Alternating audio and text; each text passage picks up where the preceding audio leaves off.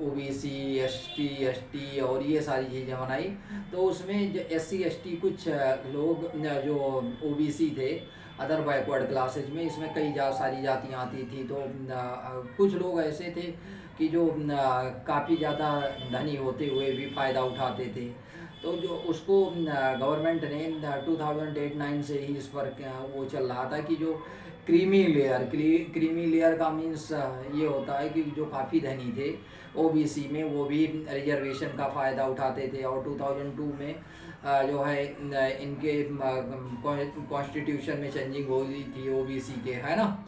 आप जानते ही हैं 102 कॉन्स्टिट्यूशन अमेंडमेंट है, जिसमें जो है इनके बारे में क्या किया गया था, 27% जो रिजर्वेशन दिया जाता है, उसमें भी सब कैटेगराइजेशन किया जा रहा है। क्या किया जा रहा है, तो रोहिणी कमीशन ने आर्टिकल 340 के तहत क्या बनाया था, कॉन्स्टिट्यूशन का जो है सब कैटेगराइजेशन किया है ओबीसी के बारे में। किसके बारे में, ओबीसी के बारे में। तो इनको जो है जो ये आई है लेटेस्ट जो रिपोर्ट आई है, इनके सब कैटेगराइजेशन के बारे में बताया गया है। गवर्नमेंट जब इनकी कमेटी 2017 में ही बन गई थी, लेकिन और इनको रिपोर्ट जल्द ही देना था, लेकिन रिपोर्ट देते देते 6 साल बीत गए। और 6 साल के बाद अब इसमें ओबीसी में आया हुआ है। अब इसके ऑब्जेक्टिव्स क्या हैं, इम्पोर्टेंट एस्पेक्ट क्या हैं रोहिणी कमीशन के, तो ये जो है सबसे पहले 340 के तहत 2 अक्टूबर 2017 को ये अप्रूव किया गया था प्रेसिडेंट ऑफ इंडिया के द्वारा। किसके द्वारा, प्रेसिडेंट ऑफ इंडिया के द्वारा। और इसकी अध्यक्षता जो है, the commission is headed by the G Rohini, ये retired justice, chief justice of Delhi high court. देखिए जो इसको हेड कर रही थी वो रोहिणी थी, इसलिए रोहिणी कमीशन आयोग। और इन्होंने सब कैटेगराइजेशन को लेकर बैकवर्ड कास्ट में, क्योंकि कुछ लोग बहुत धनी हैं ओबीसी में हो, चाहे यादव हो चाहे गुप्ता हो, ये सब ओबीसी के, तो कोई धनी है कोई गरीब है, तो अब सबको ये बराबर का, जो धनी है उन्हें भी बराबर काफ़ी ज़्यादा फ़ायदा मिल रहा है। तो इसके लिए काफ़ी जो है सेंट्रल लिस्ट में, सेंट्रल के निगाह में ये बात आ गई कि क्यों ना हम कैटेगराइजेशन उन्हें क्या करते हैं, उन्हें बांट दें, अलग अलग कैटेगरी में चेंज कर दें। कि क्योंकि 27% क्या मिलता है, रिजर्वेशन मिलता है किसको, ओबीसी को। तो इसी पर काफ़ी ज़्यादा जो है डिस्कस हुई, और उनके सब कास्ट के बारे में जो है बात हुई। तो इसमें जो है कौन कौन थी, जी रोहिणी थी जस्टिस दिल्ली हाई कोर्ट की, और डॉक्टर JK बजाज थे डायरेक्टर जो है थे सेंटर फॉर पॉलिसी स्टडीज के डायरेक्टर न्यू दिल्ली। तो और न्यू दिल्ली के और एक थे एंथ्रोपोलॉजिकल पोलॉजिकल जो सर्वे ऑफ इंडिया। तो ऐसे कई सारे लोग थे। अब advantage of Rohini commission for OBC सब कैटेगराइजेशन, इसके एडवांटेज क्या है, इक्वल करने में, यानी इक्वल डिस्ट्रीब्यूशन।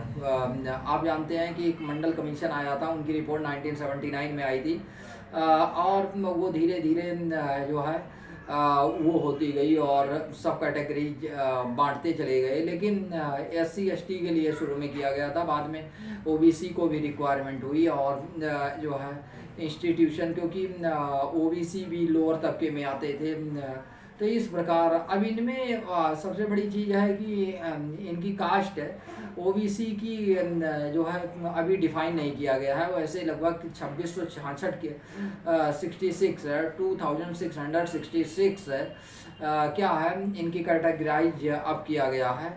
अब इनके बेनिफिशियल ऑफ कमीशन का फिट क्या होगा, कमीशन का बेनिफिट क्या होगा। अब देखो, जिनको ज़्यादा एडवांटेज नहीं मिलता था, किसको, जिनको ज़्यादा एडवांटेज नहीं मिलता था सेंट्रल गवर्नमेंट या एजुकेशनल इंस्टीट्यूशन में, क्योंकि एजुकेशनल इंस्टीट्यूशन और इन सब में सेंट्रल गवर्नमेंट नौकरियों में इन लोगों को छूट मिल जाती है, जिससे इन्हें जॉब में बेनिफिट होता है और फिर एडमिशन में बेनिफिट होता है। तो ये सारी चीज़ें हैं, कहीं ना कहीं ये बेनिफिट का लाभ उठाते हैं। अब हम जानते हैं कि जैसे EWS, वो तो चलो एक अलग मुद्दा हो गया। EWS economically backward section.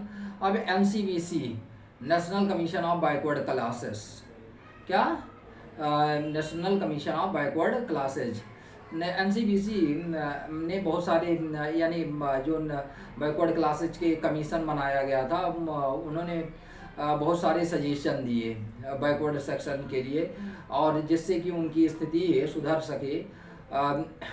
आप जानते हो कि जो हमारे समाज में तो ये देखने को मिलता है कि जितने बड़े तबके के लोग हैं वही सारा क्या उठाते हैं, फ़ायदा उठाते हैं, चाहे वो कोई भी योजनाएं आती हैं गवर्नमेंट के DPSP के तहत। गवर्नमेंट ने ये कहा था कि हम आने वाले समय में जैसे जैसे हमारे पास साधन उपलब्ध होते जाएंगे वैसे वैसे हम सामाजिक स्तर को सुधारते जाएंगे, और इसी को देखते हुए आज बहुत सारी चीज़ें सुधर रही हैं, जैसे वुमेन एम्पावरमेंट। तो इसी प्रकार राइट टू इक्वलिटी में लाने के लिए NCBC ने जो है उन्होंने कहा था कि consider minimum ceiling for OBC, जिनकी सैलरी 15 लाख से 2015 में उन्होंने कहा था कि who belong to OBC and has an annual family income, जिनके फैमिली की इनकम लगभग 15 लाख तक हो, उन्हें मिनिमम सीलिंग फॉर OBC, और उन्हें क्या पूरे घर भर की सैलरी 15 लाख रुपए मिला करो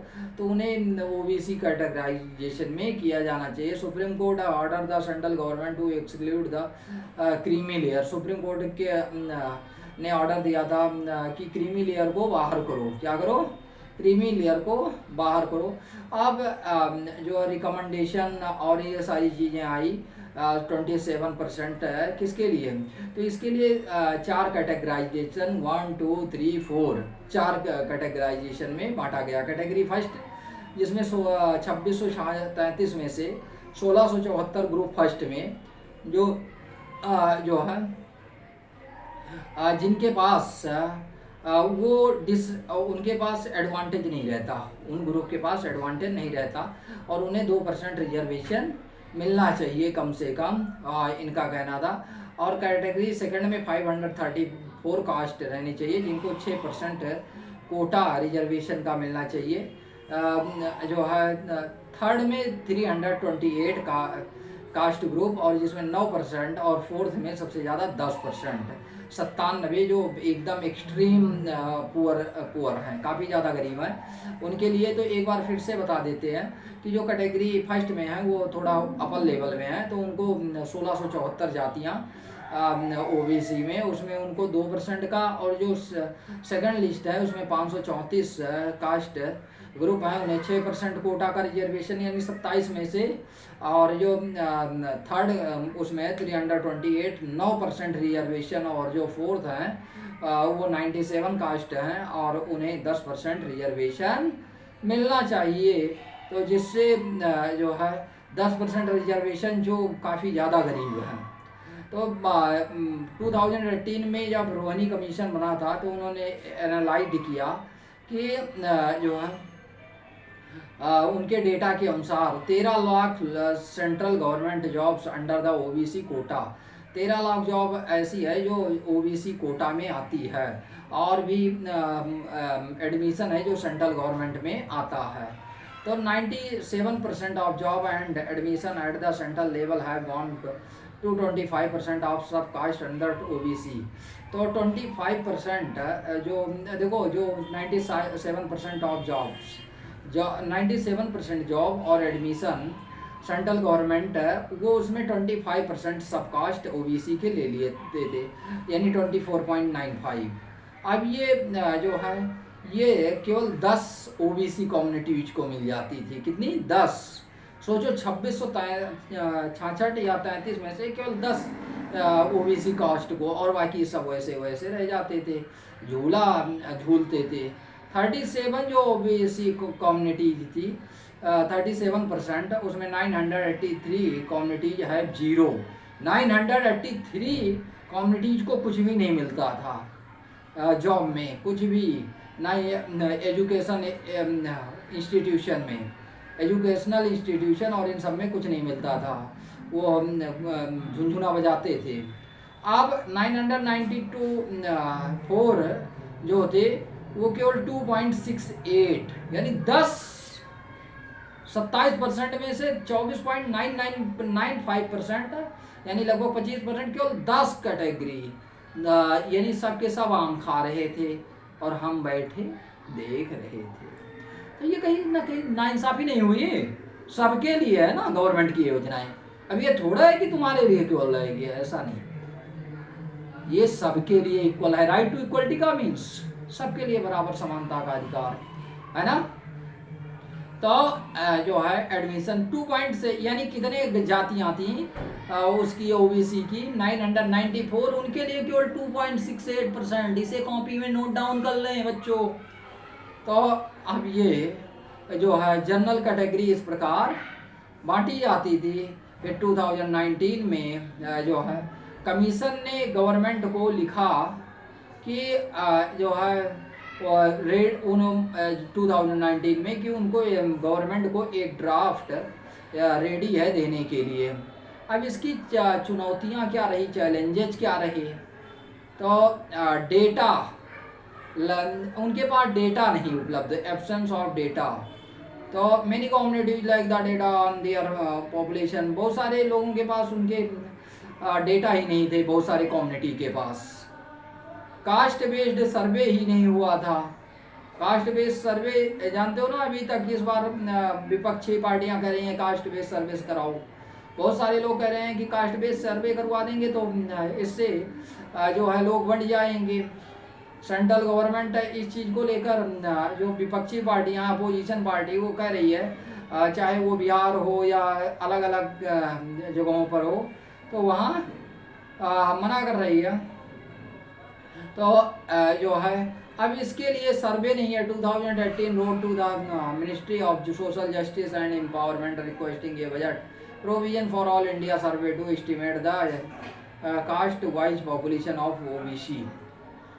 ओबीसी कास्ट वाइज जो पॉपुलेशन नहीं है, यानी डेटा है, सेंसस ना ही अभी तक जो सेंसस आया 2021 का सेंसस कहाँ आया, 16वां नंबर का।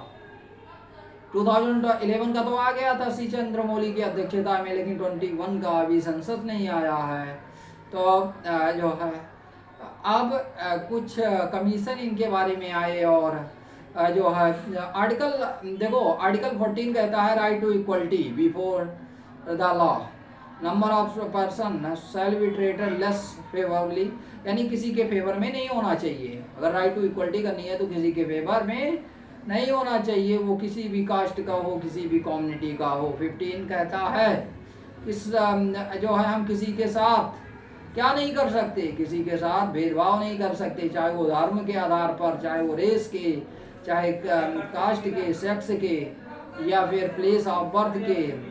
No person shall be denied the right opportunities social और educational because of specific caste और कम्युनिटी। आर्टिकल 16(4) कहता है कि जो है 16(4) कहता है कि कोई रिजर्वेशन के लिए किसी के फेवर में नहीं बनाना है, चाहे वो इंडिया का सिटीजन होना चाहिए। क्या होना चाहिए?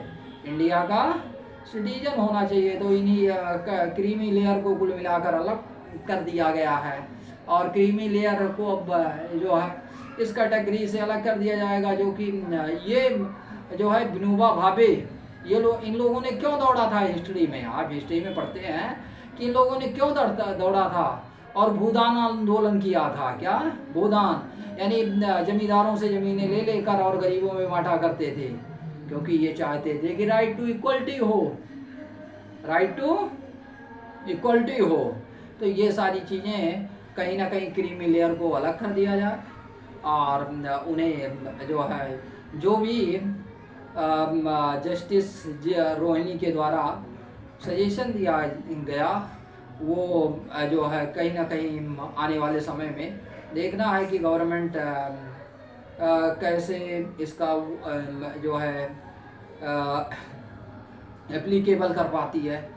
तो जो है कैसा लगा आज का वीडियो आप अच्छा कुछ चीज़ें और बता देते हैं। काका कालेलकर जो थे, उनका कमीशन, उन्होंने बैकवर्ड क्लासेज के बारे में बताया था। क्या बताया था?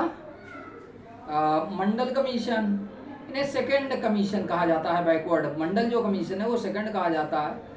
और जो काका कालेलकर हैं ये फर्स्ट 1953 में ही लेकर आ गए थे। काका कालेलकर कब लेकर आए थे? मंडल कमीशन 1979 में आया था। इसमें जो हेड थे वो काका कालेलकर थे, इसमें बीपी मंडल थे। लेकिन हालांकि बीपी मंडल का ही कमीशन और जब चला था तो बाद में ये लागू हुआ था। बस आज इतना ही। और बताइए आज की वीडियो कैसे लगी, कमेंट शेयर और लाइक करके ज़रूर बताएं। आप लोग आएँ और हमारी वीडियो बिल्कुल स्किप ना किया करें, स्किप करने से आपको भी नुकसान होगा। तो आप वीडियो ज़रूर देखें और ज़्यादा से ज़्यादा लोग शेयर करें वीडियो को, सब्सक्राइब करें और लोगों को बताएं कि यहाँ पढ़ाया भी जाता है, तो आकर पढ़ें लिखें और बढ़ें अपने आप को। धन्यवाद।